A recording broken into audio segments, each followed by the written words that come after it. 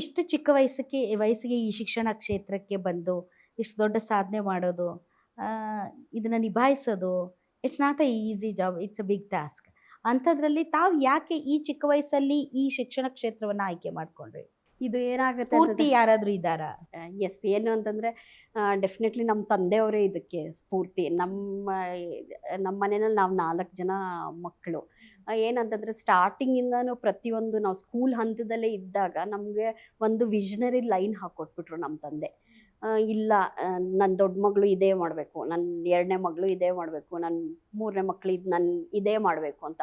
So ಆ visionary line ಹಾಕ್ಕೊಟ್ಟು ಅವ್ರು ಒಂದೇ ಹೇಳಿದ್ದು ಏನಂದರೆ, ಆರ್ಥಿಕ ಸ್ಥಿತಿ ಅಂತ ಬಂದಾಗ ಫೈನಾನ್ಷಿಯಲಿ Independent ಆಗ್ಬೇಕು. Yes, and financially sound in ಫ್ಯಾಮಿಲಿಯಿಂದ ಬಂದಿರೋದು. ಬಟ್ ಒಂದು ಮೇಜರ್ ಪಾರ್ಟ್ ಅವ್ರು ಏನು ಹೇಳ್ಕೊಟ್ಟಿದ್ದು ಅಂದರೆ, ದುಡ್ಡಿದೆ, ನಾನು ಯಾಕೆ ಮಾಡಲಿ, ನಾನು ಯಾಕೆ ನನ್ನ ಮನೆಯಲ್ಲಿ ಇರ್ಬೋದು ಅನ್ನೋ ಸ್ಥಿತಿ ಯಾವ ಹೆಣ್ಮಕ್ಳು ಅಷ್ಟೇ ಆ ನಿರ್ಧಾರ ತಗೊಳ್ಬಾರ್ದು.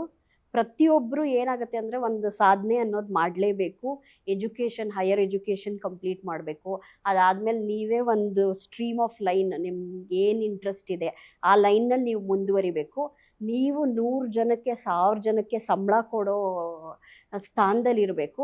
ಅದು ಹೊರತುಪಡಿಸಿ ಸೋಷಿಯಲ್ ಸರ್ವಿಸ್ಸು, ನಿಮ್ಮ ದುಡಿಮೆ ಏನಿದೆ ಆ ದುಡಿಮೆನಲ್ಲಿ ಒಂದು ಭಾಗ ಅನ್ನೋದನ್ನ ನೀವು ಸೋಷಿಯಲ್ ಸರ್ವಿಸ್ಗೆ ಡೆಡಿಕೇಟ್ ಮಾಡಿರಬೇಕು. ಸೊ ಇಂಥ ರೀತಿ ತಂದೆಯವರು ಆ ಒಂದು ವಿಷನ್ ಅನ್ನ ಚಿಕ್ಕ ವಯಸ್ಸಿನಿಂದಲೇ ತೋರಿಸಿದ್ದಾರೆ. ಅವ್ರ ಹೆಸರು ಮೇಡಮ್? ಅವ್ರ ಹೆಸರು ರಾಜಣ್ಣ ಅಂತ. ಆಲ್ರೈಟ್.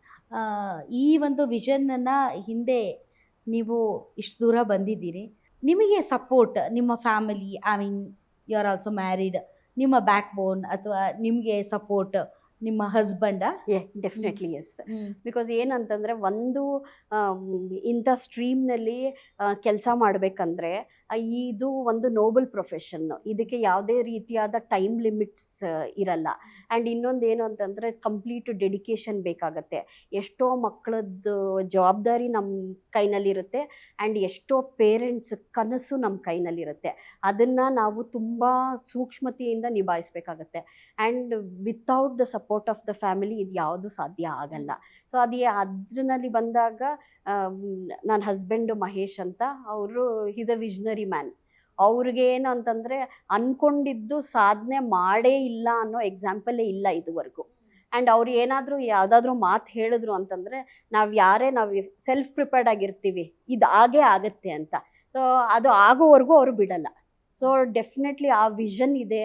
ಆ್ಯಂಡ್ ಸಮಾಜ ಸೇವೆ ಮಾಡೋ ಒಳ್ಳೆತನ ಇದೆ. ಹೆಣ್ಮಕ್ಳು ಮುಂದೆ ಬರಬೇಕು ಅಂತ ಅವ್ರ ಮಾತಲ್ಲಿ ನಾನು ಕಾಳಜಿ. ನೀವು ಎಷ್ಟೋ ಕಡೆ ನೋಡಿರ್ತೀರಾ, ಅವರು ಪ್ರೊಪ್ರೈಟರ್ ಅಂತ ಹಾಕೊಳ್ಬೋದು, ಇಲ್ಲ ಅವರು ದೊಡ್ಡ ಸ್ಥಾನದಲ್ಲಿ ಪ್ರೊಜೆಕ್ಟ್ ಮಾಡ್ಕೊಳಕ್ಕೆ ಇಷ್ಟಪಡ್ತಾರೆ. ಮನೆಯವರು ಅಂತಂದ್ರೆ, ನೀವು ಮನೆಗಿರಿ, ಮನೆಗೆ ಸೀಮಿತವಾಗಿರಿ, ನಾವೆಲ್ಲ ಫೆಸಿಲಿಟೀಸ್ ಪ್ರೊವೈಡ್ ಮಾಡ್ತೀವಿ ಅಂತಾರೆ. ಇವ್ರು ಆ ಥರ ಮಾಡಲ್ಲ. ಏನಂತಂದರೆ, ಇವಾಗ ನಾನೇ ಆಗಿರ್ಬೋದು, ಇಲ್ಲ ನಮ್ಮ ಮನೆಯಲ್ಲಿ ಹೆಣ್ಮಗು ಆಗಿರ್ಬೋದು, ಯಾವಾಗಲೂ ಅದೇ ಹೇಳ್ತಾರೆ, ಹೆಣ್ಮಕ್ಳು ಯಾವಾಗಲೂ ಉನ್ನತ ಸ್ಥಾನದಲ್ಲಿರಬೇಕು ಅಂತ. ಇಲ್ಲಿ ಏನಂತಂದರೆ, ಈಕ್ವಾಲಿಟಿ ಅನ್ನೋ ಡಿಬೇಟೇ ನಿಂತೋಗಿದೆ ಇವಾಗ. ಗಂಡು ಮಕ್ಳು ಹೆಚ್ಚು ಹೆಣ್ಮಕ್ಳು ಕಮ್ಮಿ, ಆ ಡಿಬೇಟೇ ಇಲ್ಲ ಈ ಕಾಲದಲ್ಲಿ. ಹೆಣ್ಮಕ್ಳಿಗಂತೂ ಇಲ್ಲವೇ ಇಲ್ಲ. ಯಾಕಂದರೆ ಯಾವ ಫೀಲ್ಡಲ್ಲಿ ಹೆಣ್ಮಕ್ಳಿಲ್ಲ ಅನ್ನೋ ಕ್ವೆಶನ್ಸ್ ಬಂದ್ಬಿಡುತ್ತೆ.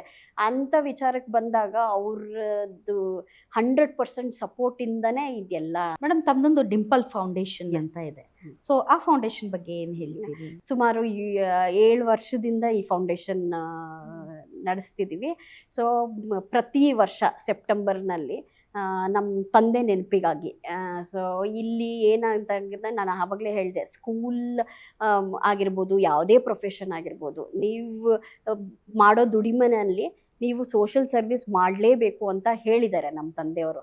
ಆ ಗೈಡ್ ಲೈನ್ಸಿಂದನೇ ಆ್ಯಂಡ್ ಆ್ಯಸ್ ವೆಲ್ ಆಸ್ ನನ್ನ ಹಸ್ಬೆಂಡ್ ಕೋಆಪ್ರೇಷನಿಂದ ಇಲ್ಲಿ ಏನಂತಂದರೆ, ಡಿಂಪಲ್ ಫೌಂಡೇಶನಿಂದ ಪ್ರತಿ ವರ್ಷ 1000ದಿಂದ 2000 ಬಡ ಕುಟುಂಬಗಳಿಗೆ ರ್ಯಾಷನ್ ಕಿಟ್ ವಿತರಣೆ ಮಾಡ್ತೀವಿ.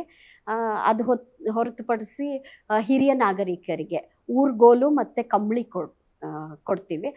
ಅದು ಬಿಟ್ಟು ನೆಕ್ಸ್ಟ್ ಸೀಮಂತ ಬಾಗಿನ ಕೊಡ್ತೀವಿ. ಅಪ್ರಾಕ್ಸಿಮೇಟ್ಲಿ 150ರಿಂದ 200 ಪ್ರೆಗ್ನೆಂಟ್ ಲೇಡೀಸ್ಗೆ ಸೀಮಂತ ಬಾಗಿನ ಕೊಡ್ತೀವಿ.